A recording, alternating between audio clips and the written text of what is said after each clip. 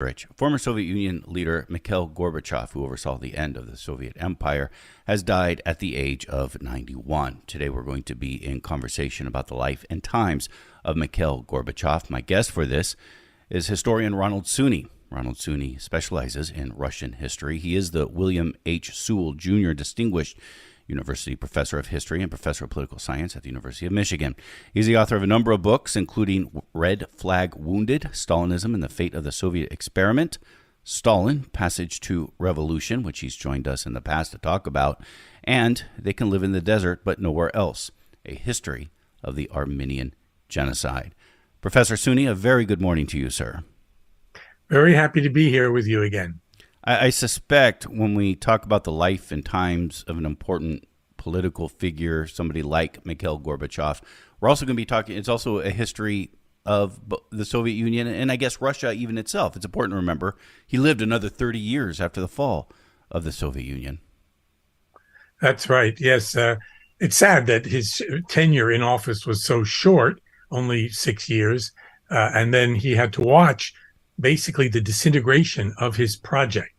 So Gorbachev, of course, was a great democratizer. He was a Democrat and a democratizer, genuinely democratic. I think his successors, both Boris Yeltsin and Vladimir Putin, were not genuinely democratic.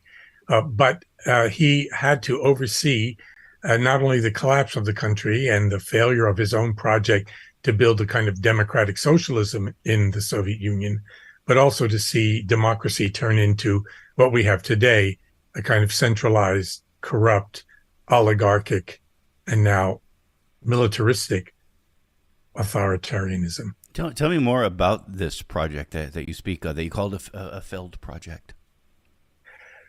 Gorbachev had two words he used over and over again. One was perestroika, the other was glasnost, and both of them have come into the English language. Perestroika means restructuring, rebuilding, and it was a project, in his own words, to turn a centralized, top-down, bureaucratic, relatively stagnating economic and political system dominated by a single party, the Communist Party of the Soviet Union, into a democratic state. And part of perestroika ultimately was to turn an empire, the Soviet Union, into a federation of relatively egalitarian, relatively equal national republics, the 15 republics of the Soviet Union. And that was an enormous project, that democratization, you could call it decolonization of the largest state in the world. And then glasnost, which means sort of opening or publicity, sometimes they translate it as, that's a bad translation, means the end of censorship, the opening of free expression, the allowing of the people to write and talk and meet freely. So this was an enormous project. And if that weren't enough, okay, so we've got two things going here: democratization of the state, de-imperialization of the empire. But let's add to that ending the Cold War, ending the rivalry with the United States and the West, right? And trying to create what he called a single international community from the Atlantic to the Pacific, something like that, right? So ending the alliances of NATO and the Warsaw Pact, ending the Cold War. If that weren't enough, then also it was the liberation of Eastern Europe, the retreat of the Soviet army from Afghanistan. And let's add one more thing to that: the marketization, the liberalization of the economy of the Soviet Union from a top-down command economy into something more cooperative. So all of this was packaged under a kind of Leninist umbrella, meaning that he wanted to return to the kind of socialism that he believed Lenin had intended early in the Soviet period. More participatory, less bureaucratic, more a matter of the initiative of ordinary people. And that, of course, he never achieved. So his goal, he would say this, but as you lay this out, it becomes more clear to me. His goal was never to bring an end to the Soviet Union. Just the opposite. No, he wanted to preserve the Soviet Union, but he wanted to turn it from this a remnant of Stalinism and even Brezhnevism. That is a centralized, top-down economy and political order, undemocratic, into something more like a social democratic system. And that was incredibly ambitious. And remember, the major alternative to democratic socialism would have been, at the moment of Margaret Thatcher and Ronald Reagan, what we now call illiberal authoritarianism, or neoliberal economics. That is, the market can do everything, the state should stay away, end welfare and things like that. So he was proposing a kind of middle road between old Soviet top-down state socialism and the neoliberal capitalism that was then raging and is still, by the way, dominant in the world today. Can you tell me more about his thoughts concerning Lenin and how that worked out? And do you see that? I mean, do you think he was right about how he was interpreting Lenin's That's a very good question, because his hero was Lenin. So he was rejecting Stalin. You know, both of his grandfathers had been arrested and imprisoned during Stalin's time, and they weren't killed, but they suffered enormously. So Gorbachev, who grew up under Stalin, right, he in fact experienced that and rejected that terrible terror-dominated system. And his hero, he was Lenin. He thought Lenin had a vision, a humanitarian, humanistic, democratic vision of socialism. Now, it's not the way it actually occurred. After all, the Leninist Party, the Bolsheviks, the communists came to power in October 1917 and immediately participated in not only foreign intervention, but a domestic civil war. And the result of that war was the building of a very strong, centralized one-party state. And Lenin is responsible for those choices that led to that one-party state, as well as the exigencies and necessities of a moment of economic collapse, starvation, as well as civil war and foreign intervention. So the way Gorbachev saw Lenin was in his original intentions, which were more democratic in his view, and secondly, the kind of period of what we call NEP, NEP, or the New Economic Policy. And that NEP was the policy of Lenin from 1921, when the Civil War ended, to roughly 1928, when Stalin completely took over and established, again, this 5-year plan, top-down command economy, and destroyed the markets that NEP had fostered. So the period of NEP was, I think, best characterized as state capitalism. So there were markets, there was foreign trade dominated by the state, but there was also the peasants, the great majority, 80% of the population, were in charge of agriculture. They paid a tax to the state in grain or whatever they were producing, but basically they ran agriculture. That's what Stalin destroyed. So I think that Gorbachev, in his vagueness, and he's not very consistent here, and he's not very clear about his blueprint for what the future would be. That's one of the legacies also, and one of the faults that he had. He didn't really know where he was going. He thought things would work out somehow. He always talked about how they would all work out. Well, it didn't work out. But that was what he was looking for, something more democratic, more participatory, more productive. But of course, we know that by destroying the old system, without having the bricks, mortars, and beams to build a new system, everything collapsed. Today, many people, late yesterday, when this news broke about Gorbachev's death, are going to be talking about Mikhail Gorbachev. I think a lot of the talk is going to be about the failure of the Soviet Union, and I think we'll probably talk about that as well. What was striking to me, though, and something I thought about when I saw about, he was born in 1931.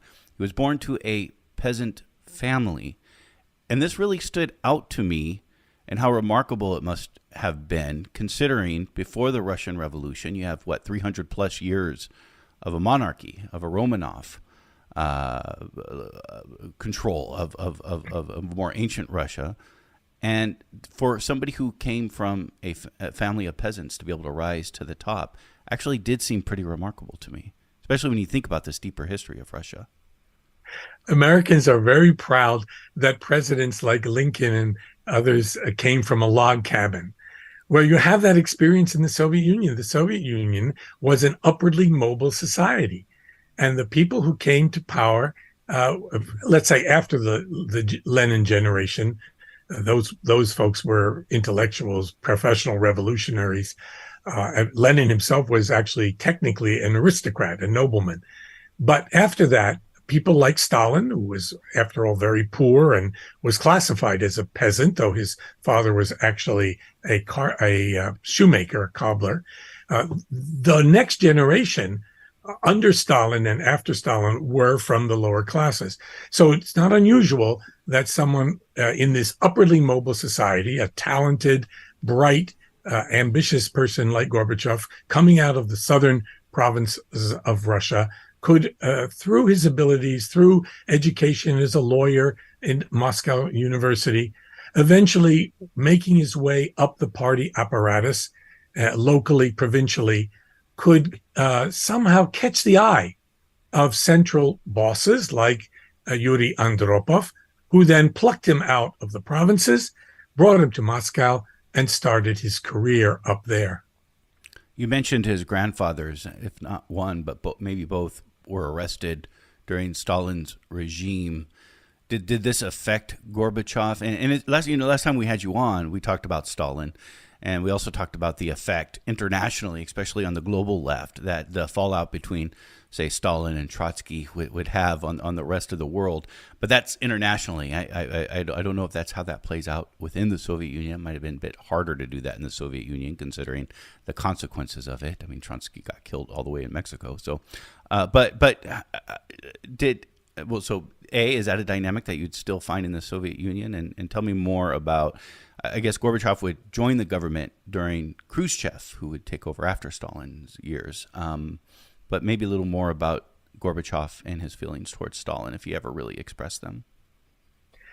We have evidence that he was, first of all, a very loyal communist. That is, he believed in the system. But because of the experience of his family and growing up down the southern part of Russia, he understood not only the way Stalinism was working locally, how poor, impoverished, and oppressed, really, the people around him were, but he also went through the war.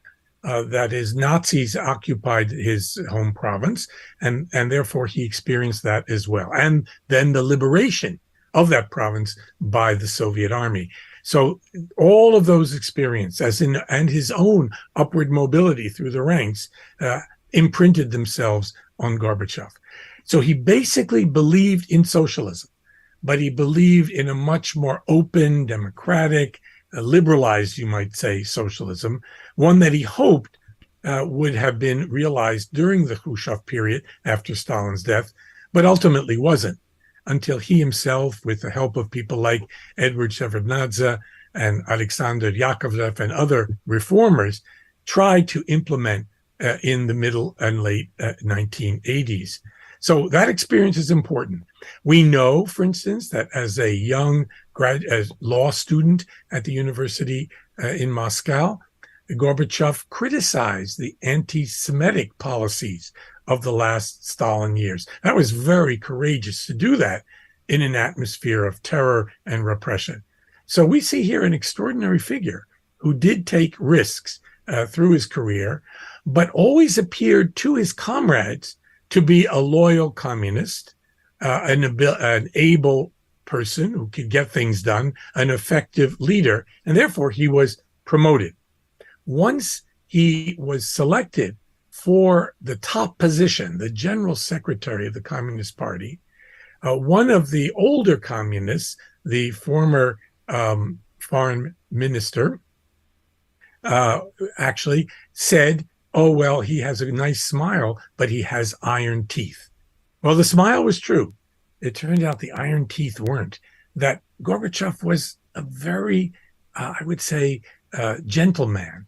He was a person who had great sympathy and empathy for others.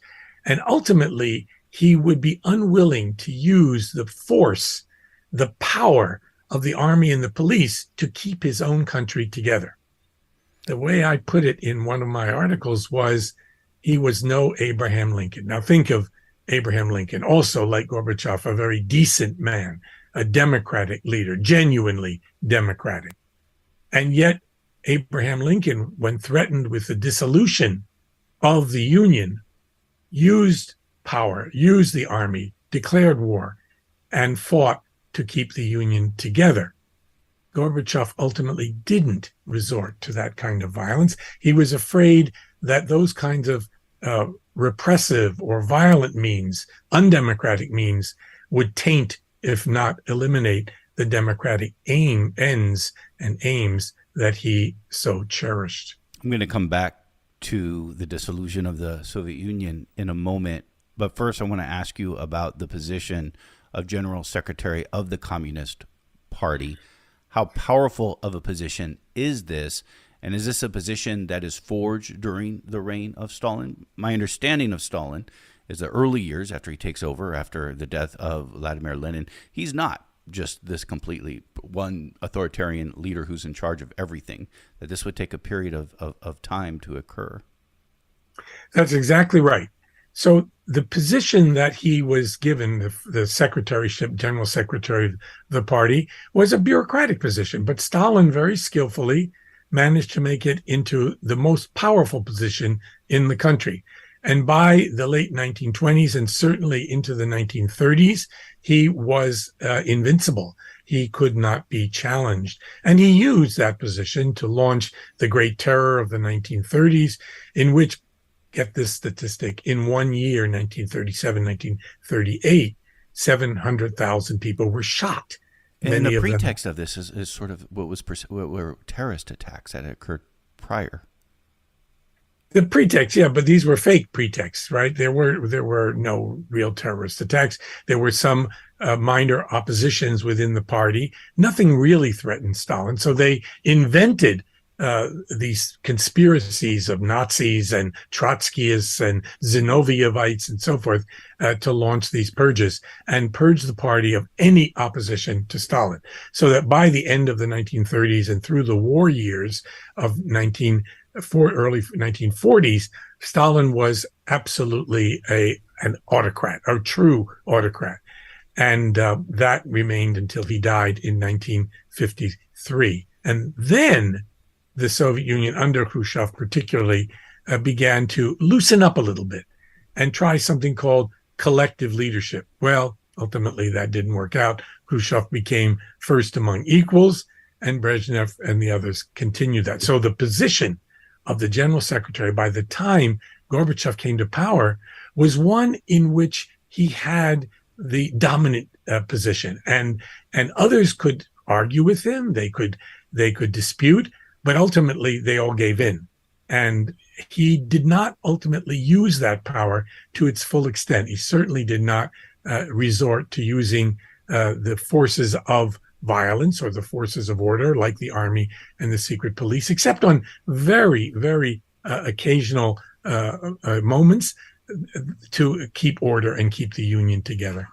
This is Letters and Politics, and we are in conversation about the life and times of Mikhail Gorbachev, who has died at the age of 91. Our guest is Ronald Suny. He is the William H. Sewell Jr. Distinguished University Professor of History at the University of Michigan.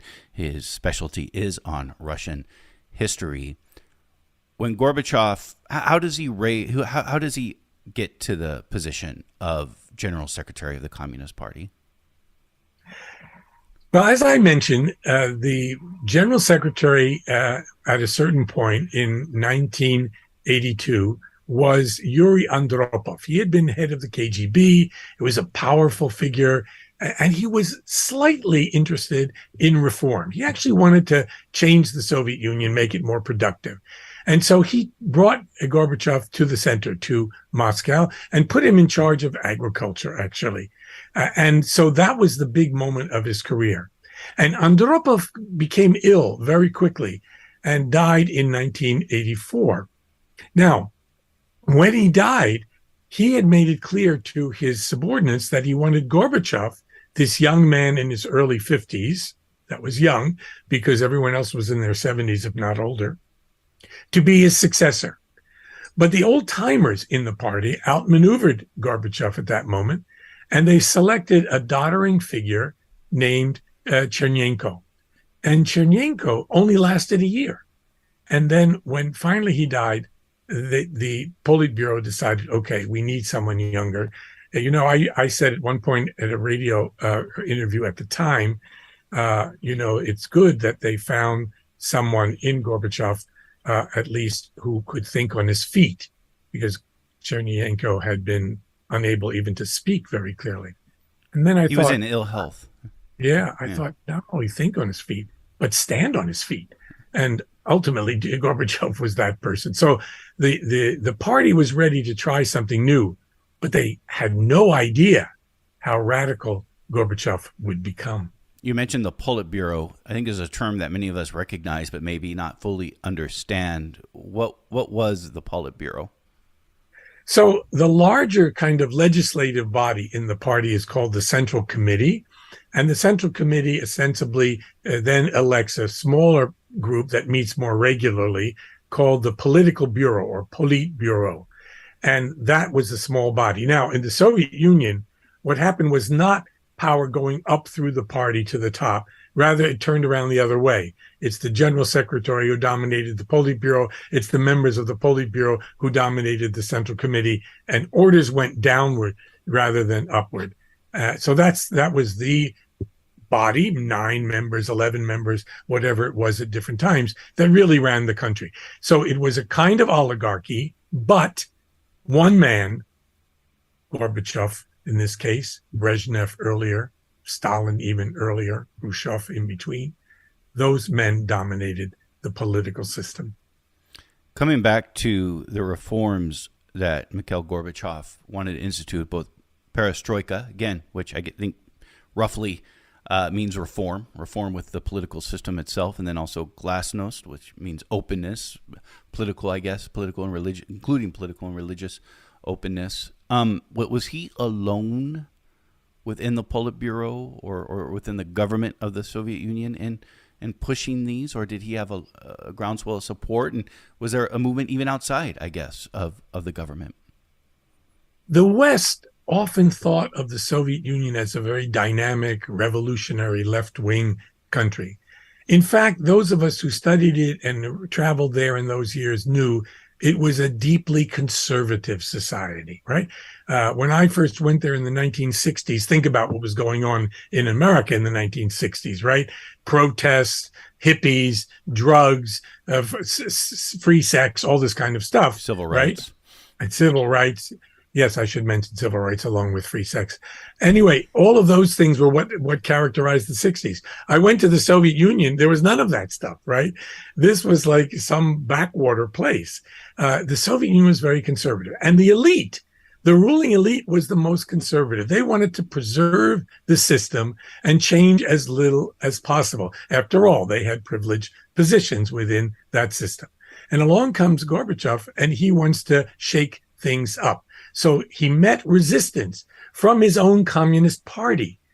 Now, it should be mentioned, there was no revolution from below at first. There was no groundswell of interest in this reform. Gorbachev had only a few people close to him who were also interested in this kind of reform. So he had to push it through the party. He had to get rid of a lot of those older communists in the Politburo and try to put his own men into those positions. And eventually there was a reforming element that developed. And as he opened up society, then more democratic forces began to appear among the intellectuals, among people in some of the large cities, in Moscow. Boris Yeltsin, who became the nemesis and major opponent of Gorbachev, appeared and led, I think rather opportunistically, suddenly he converted from communist to radical Democrat, led many of those forces. And then in the national republics, people began to express discontents. In a place like Armenia, Armenians wanted to unite with the Armenian-dominated province in Karabakh, which was in the neighboring Republic of Azerbaijan. So things began to develop. There was a ferment from below. But basically, the system was weakened at the top because the reforms were very radical. Gorbachev was unwilling to use the force, the muscle he had at hand to control things. And also, he sort of lost his way. And he would repeatedly say, I don't know where we're going. I don't know what I can do now. As he saw Yeltsin grow in popularity, as things get out of hand in many of the republics. Why is Yeltsin growing in popularity? What's happening at this time? I guess this is towards the late 80s? Late 80s, more in, like 1990 and 1991. So 1989 to 1991, the last couple of years of the Soviet Union. Yeltsin was a populist. Yeltsin had charisma. He was a great big figure, and he portrayed himself as a Democrat, a man of the people. And Gorbachev was an old apparatchik. He was an old Communist Party boss. He had a touch with the people at first, but as policies began to fail, as the economy worsened, people shifted, at least in some of the big cities and in the republics, toward the Democrats, toward the nationalists, toward people like Yeltsin. And Gorbachev was confused by this. He didn't understand how Yeltsin's charisma worked, but his own had failed. And he even says at one point, this man wants to be a czar, and the people seem to love him. He was confused by all this. In other words, Yeltsin understood the advantages and the opportunities offered by the opening of the public sphere, by this new democratic possibility. And Gorbachev was still working through the Communist Party and through the state. But Gorbachev was also doing something else. Because the Communist Party, or at least the majority of it, was so conservative, he was weakening the Communist Party as well. So he was undermining the party. He ultimately allowed elections for other parties to participate. And by doing that, in a way, as head of the party, he was actually sawing off the branch, the Communist Party, on which he was sitting. That was his instrument. And yet he was weakening it. In other words, Gorbachev wanted to be both Pope, that is head of the Communist Party, and Martin Luther, the great reformer. And ultimately, he was pulled apart by that. As conservatives went one way, in August 1991, they would carry out a coup against Gorbachev. And the more radical forces, the Democrats, the Yeltsinites, and the nationalists in the republics would go the other way and undermine Gorbachev from the left. It sounds like a real lesson in political science. And of course, you are a political scientist. That kind of ersatz political science. And how power works, though. I mean, it's pretty fascinating. Absolutely, absolutely. You got to be realistic in when you describe politics. You know, everyone looks for morality and so forth, but politics is absolutely infected by hypocrisy, by opportunism, by careerism, by venality, all of those things. Now, in the Soviet case, you had one person at least, that is Mikhail Gorbachev, who was so decent and so genuinely democratic that he neglected to use the actual instruments of power that could have maybe early on controlled the situation. And once it got out of hand, and once people were massively in the streets, he was unwilling to use that force to bring things under control. Reading the New York Times obituary on Mikhail Gorbachev, it said that Gorbachev is somebody who is widely loved around the world internationally, but remembered in a much more complicated way within Russia itself. That's exactly right. But think about it. Gorbachev's foreign policy was détentiste, or cooperation with the West. He initiated the talks with Reagan to reduce nuclear arms, and he wanted to go further than Reagan was even willing ultimately. He ended the Cold War. He liberated the countries of Eastern Europe, and he allowed the unification of the two German states that had been divided since 1945. But think about it. He was making all kinds of concessions to the West, and the West was not really helping him very much. He needed money. He needed financing. The economy was in shambles in the Soviet Union. The Germans did help. They sent billions at the time they were marks to Russia in order to buy the unification of Germany. Gorbachev hoped that the United States would also help. And though George H.W. Bush made promises, they never came through. They never did financially, to any great extent at all, help the Gorbachev regime to survive. And Gorbachev made concessions. Is that because the West actually didn't want it to survive? Or the United States didn't want it to survive? The United States actually wanted it to survive. That's the irony. The United States policy, at least George H.W. Bush's policy, was to preserve the Soviet Union. Remember his famous Chicken Kiev speech, where he said, don't revolt too much, help Gorbachev. He liked Gorbachev, and he wanted Gorbachev to succeed. He was afraid of the breakup of the Soviet Union, and yet they didn't really help. And what the Bush administration, this is the older Bush administration, wanted was a unified Germany inside NATO with nuclear weapons and American troops, but the withdrawal of Soviet troops. And vaguely, his Secretary of State, James Baker, told Gorbachev that NATO would not expand 1 inch to the east. And Gorbachev thought that was a firm promise. It was never in writing. And now the Americans and many scholars are backtracking on that, that it was never really intended. But the promise was made initially.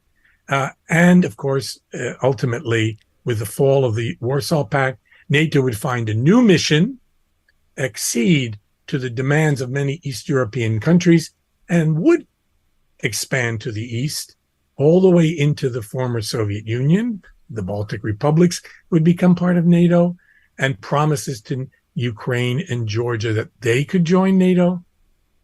And we know today that this is what made Putin extremely angry. And we're now in the situation where we have open warfare in Ukraine.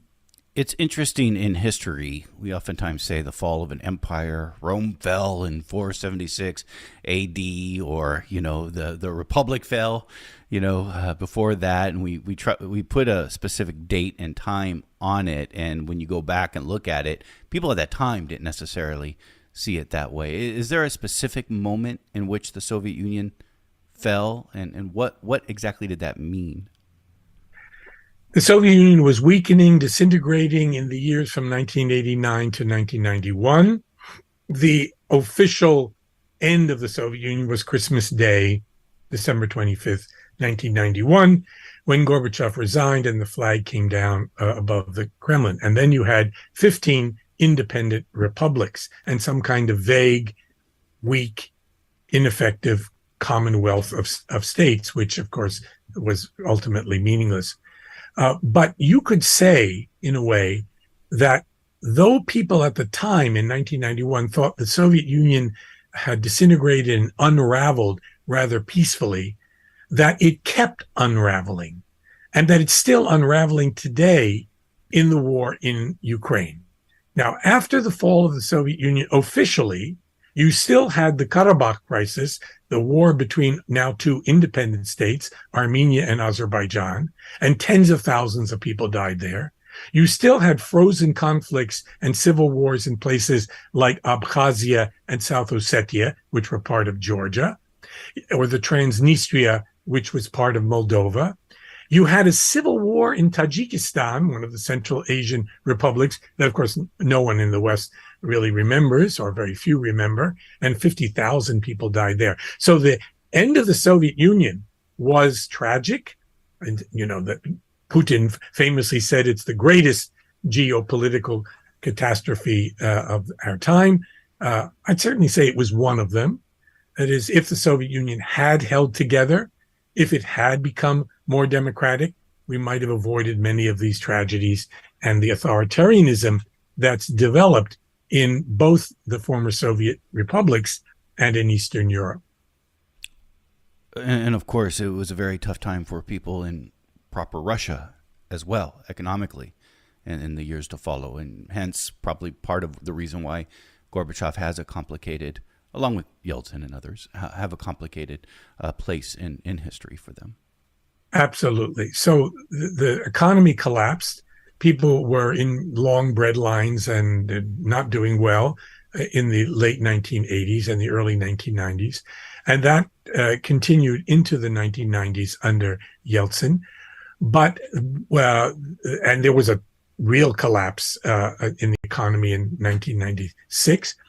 Eventually, Yeltsin, always remember this, it was Yeltsin who appointed Vladimir Putin to succeed him as president.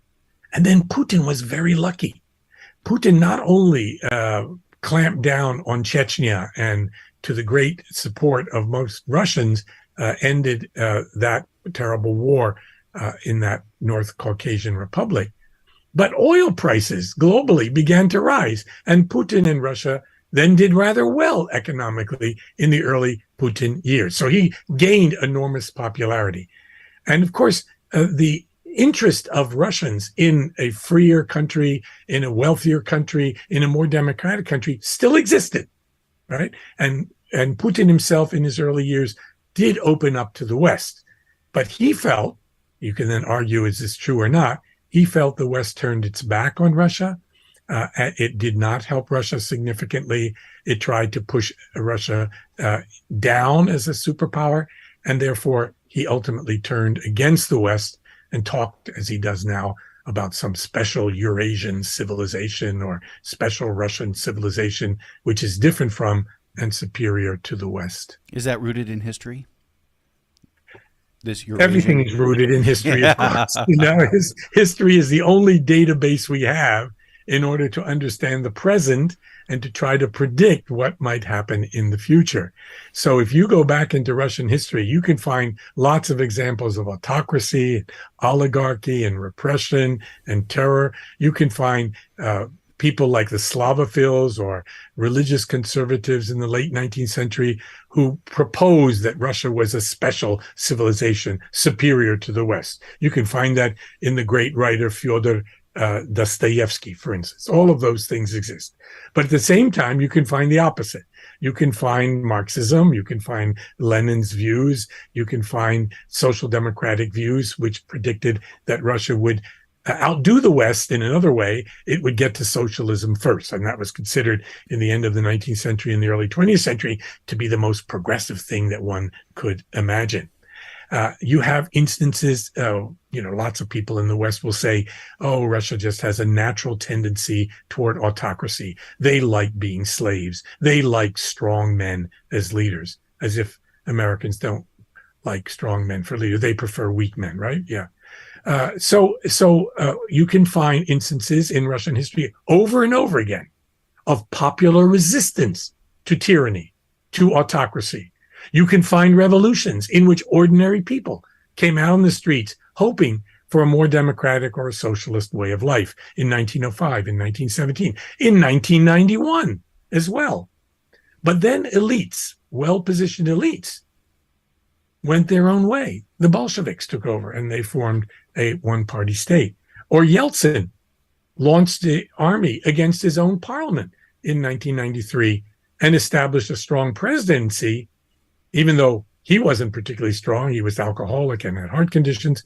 But it was that strong presidency that Yeltsin made that ultimately Putin inhabited. And that's what we have today. And that's the irony of what Yeltsin did. It was, I don't know about today, but for many years later, it would be a symbol of almost, freedom and democracy when he was with those tanks outside the parliament. But the reality was quite the opposite, wasn't it? Absolutely. And the West loved it. And many scholars and pundits and journalists in the West applauded Yeltsin, even when he sent the tanks on 1993 against his own elected parliament, because they were afraid that communists might return to power. So they supported this rather violent coup d'etat against the parliament and hoped that a new constitution would lead us toward democracy. But it didn't. It led ultimately to Putin and what we have today. How would you describe Mikhail Gorbachev in these years, in the years following after the downfall of the Soviet Union? Was he a person who was speaking publicly about the politics that would come to follow?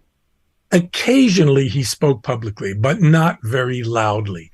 And there are rumors, there are stories, there are interviews sometimes that he was very disappointed that his own legacy had led away from democracy and away from the kind of social democracy that he had envisioned toward this kind of neoliberal or state capitalism, whatever you want to call it, that you have this oligarchic, mafia-like corrupt system that you have, and this undemocratic, anti-democratic, and anti-Western, anti-liberal system and ideology that's now dominant in Russia.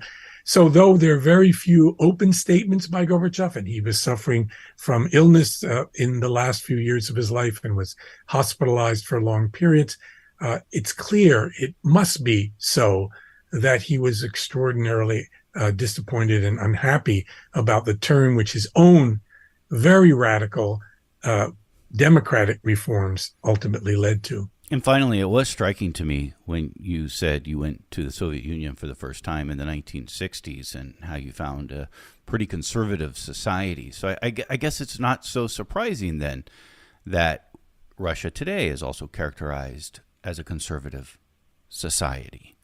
It's not that Russia changed, it's that it was always there.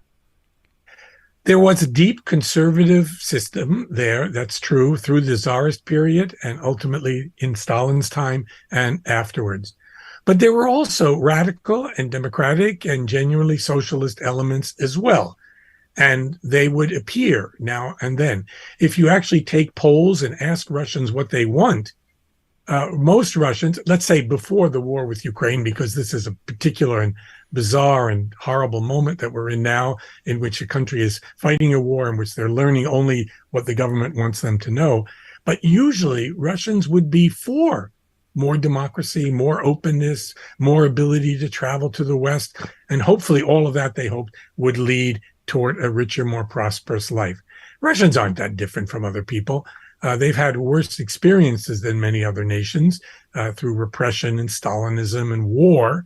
But let's not forget, these are the same people who won the Second World War in Europe, who lost 27 million people in that war, who defeated fascism, who liberated the death camps in Eastern Europe like Auschwitz and ended the Holocaust. It was the Soviet Union that made the world in 1945 safe for democracy and capitalism in the West. They didn't get to enjoy that for a very long time, and ultimately we have what we have today. Ronald Suny has joined us for a conversation on the life and times of Mikhail Gorbachev, who has died at the age of 91. Ronald Suny is the William H. Sewell Jr. Distinguished University Professor of History at the University of Michigan. He's the author of a number of books, including Red Flag Wounded, Stalinism and the Fate of the Soviet Experiment, Stalin, Passages to Revolution, and They Can Live in the Desert But Nowhere Else, a history of the Armenian Genocide. Professor Suny, as always, I've enjoyed our conversation, and I thank you.